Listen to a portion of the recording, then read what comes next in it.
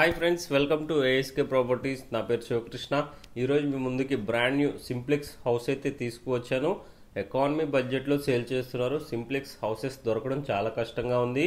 మంచి హౌస్ అయితే మీకోసం తీసుకురావడం జరిగింది. ఈ హౌస్ అనేది టోటల్గా 150 గజాల్లో సింప్లెక్స్ హౌస్ అయితే కన్స్ట్రక్షన్ చేశారు. వెస్ట్ ఫేసింగ్లో ఉంటుంది. మనకి ఇంటి డైమెన్షన్ చూసుకుంటే 30x45 ఫ్రెండ్స్.